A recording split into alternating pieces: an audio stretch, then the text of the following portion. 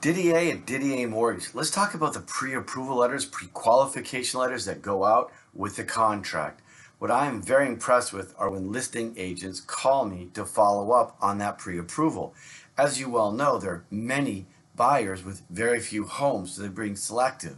So one of the things that they do is they ask, well, what do you have on it? Do you have the income documents? Well, I pull credit to look at the credit scores to make sure everything's okay.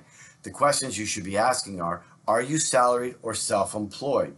If you're salaried, is it like 1099? Are you W-2? Is there commission, overrides, bonuses? What is there? That's a great question to ask. If they're self-employed, you definitely want to know that the people looked at the tax returns because you know what that means.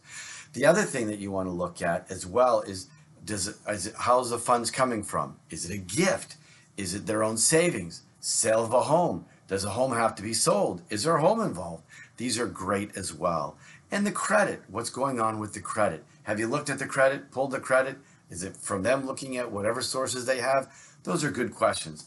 And I have to say, like last night, Sunday evening, I got 2 calls and from realtors that I've done deals that my pre-approval letters have come through. So a little bit more comfort level, but it's been great because I always look forward to their phone calls when they do call. And I think it's important. I find a lot of times these people are putting offers in and all of a sudden they're getting accepted and a week later my buyers are being able to go back in because something happened.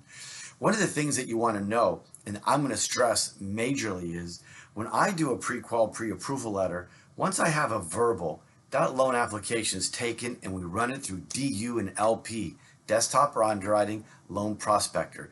Absolutely mandatory within that day that I take that loan app before I send a package out. I run it through the system to make sure it's approved. That's another great thing to ask. Have you run it through DU or LP? These are things that are very important, but then you want to know. You want to be in touch. You want to know what's going on, not to be forgotten after that contract's signed. I'm Didier at Didier Mortgage. Went a little over, but I thought this was important on the pre-approval letters, pre-qual letters, what's being done, how it's being done, and are you running DU and LP? Very important. Have a great week and thank you for tuning in again.